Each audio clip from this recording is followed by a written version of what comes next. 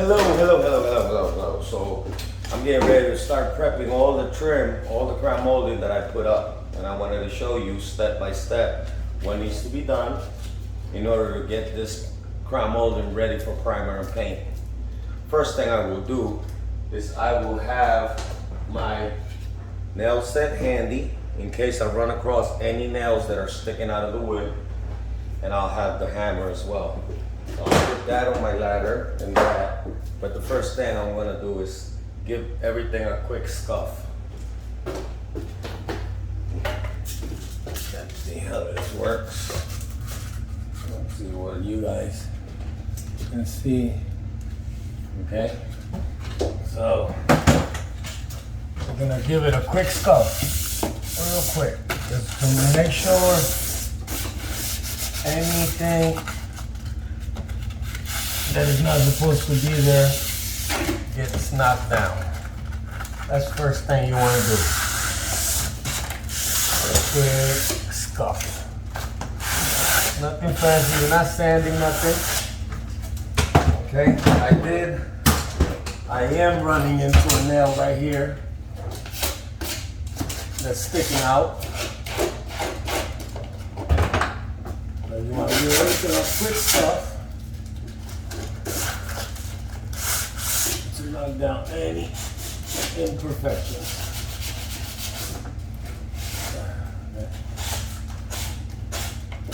Okay, so there's a nail. Got my hammer. Let me see. Can you guys see this corner? Yeah. You guys can see it. This nail sticking out right there. Put my nail set right on it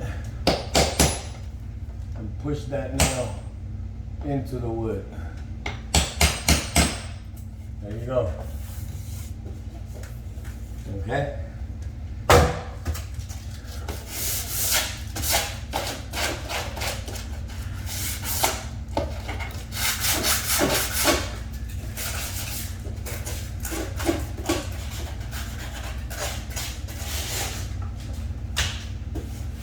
There you have it. Now that that is done, I will use painter's putty. What you want to do is, this is how it comes. You want to open it. Open the painter's putty. This is what it looks like. You want to grab a little ball, like Play-Doh. Like Play-Doh, and you want to smush it and kind of mix it together and make a little ball. Okay. Now I'm gonna hold the camera really close to it so you guys can see how I do it.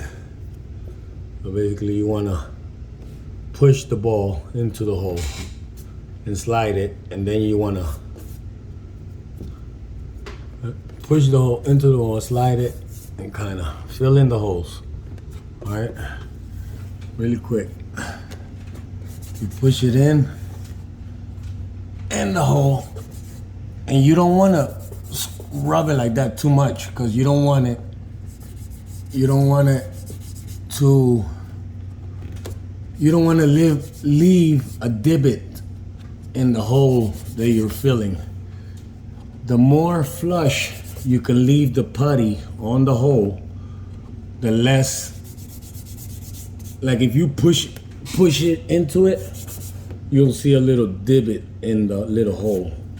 So you just want to fill the hole, leave that kind of stuff, and you kind of want to rub it off, and that'll give you a nice flush. That'll give you a nice flush feel. You don't want to rub it off too much. All right.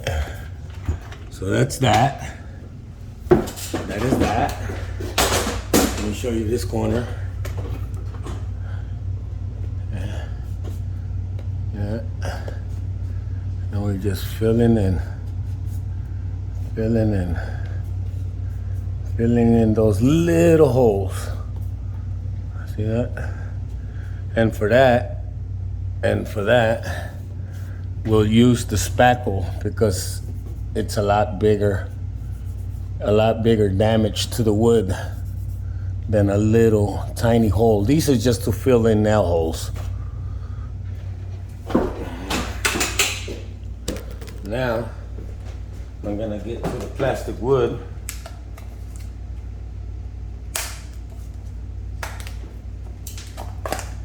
This stuff is cool, it's pink. But when it's dry, it'll turn white. So you wanna scoop some up like that. Close it as soon as you can, because if it dries up, it goes bad. So, this is what you want. You want one to hold it, and you want the other to spread it.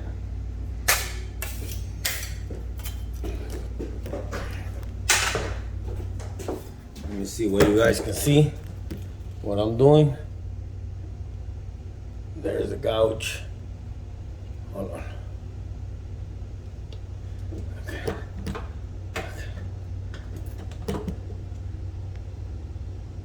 There's the gouge. And with this, I mix it. I grab some.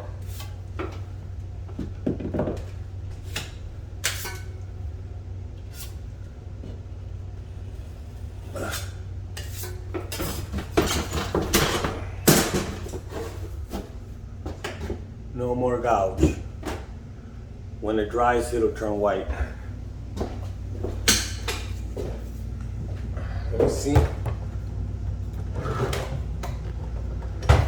Let me try to get you guys.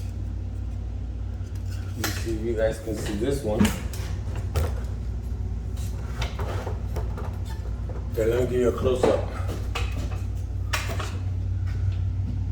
of that damage. And now,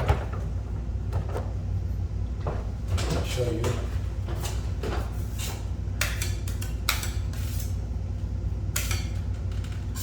You wanna basically sculpt like a sculpture. You wanna sculpt that corner. You use, and once this stuff dries up, it'll look white, and you can sand it smooth. So, this spackle gets rid of all imperfections.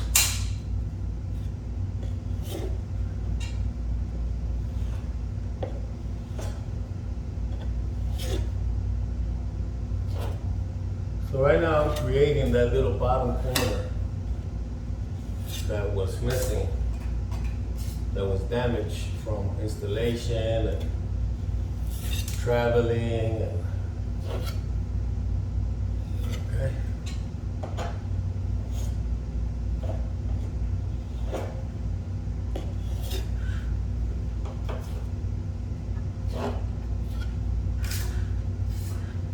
You gotta be patient.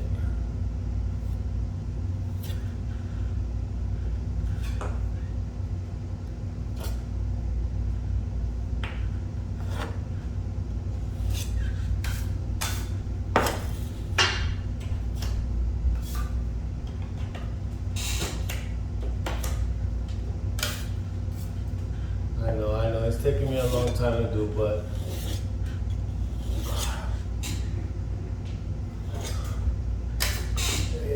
I want to leave it perfect. So there you go. After that dries up and it turns white, I will sand it smooth. So that's what I would do.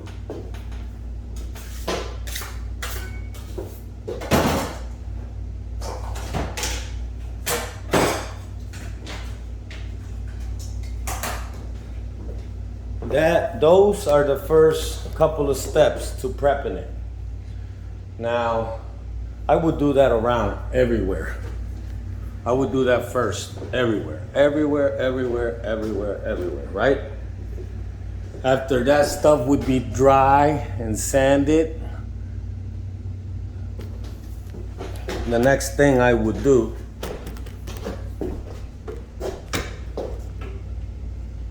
would be to caulk the seams. I would use a rag, caulking gun, and what you want to do is you want to make a really tiny hole. See that?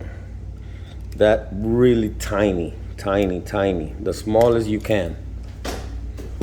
Because the way I do it, I do two-part caulk. One caulk, my goal is to get in the crevice so that it can also not only help seal the gap, but it works as an adhesive, and it helps kind of like glue the wood to the wall. So my first caulk run is really small and try to put it in the crevices. Here we go.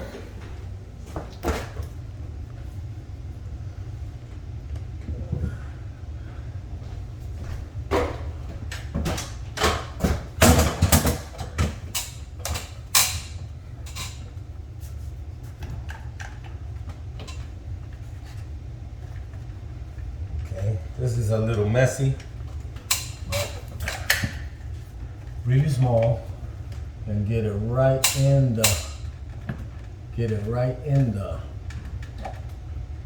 seams, in the gaps. See that?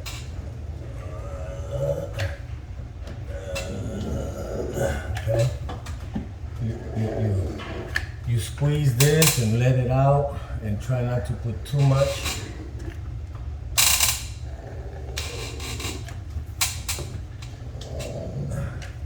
Even the wall is cracked, so I'm gonna go down the wall. Caulk is to fill gaps, then with your rag and your finger. What you wanna do is, you wanna try to push that stuff inside the gap. And push it in. Try to remove all the excess. See that? Remove the excess with your rag, but don't push in too hard, because you got a lot to do, and your fingers will burn by the end of the day. So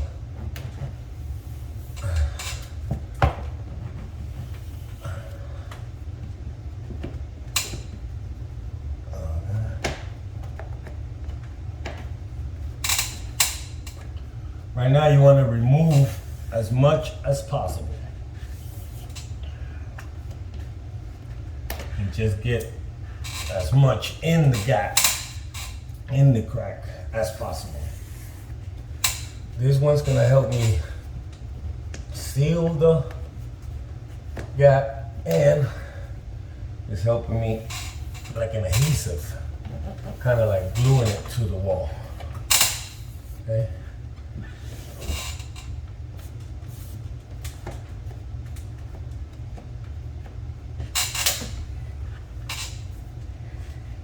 It's a messy job, so you want to carry a little bucket of water with you.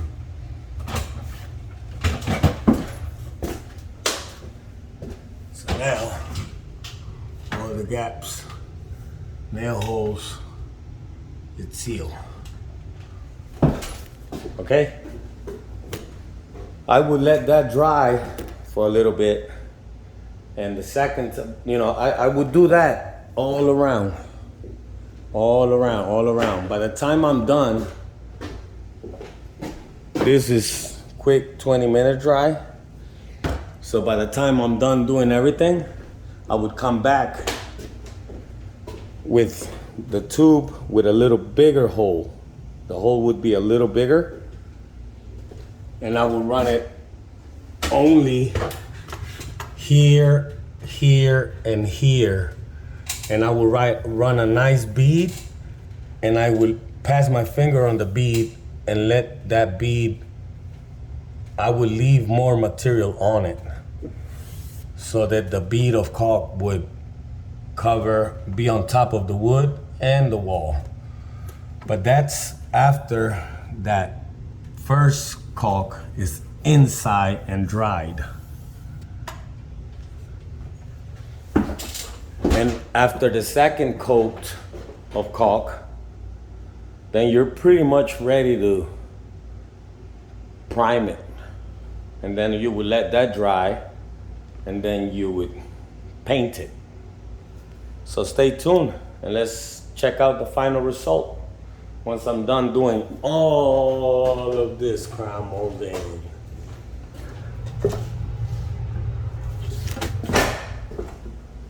Don't miss a thing. Don't blink.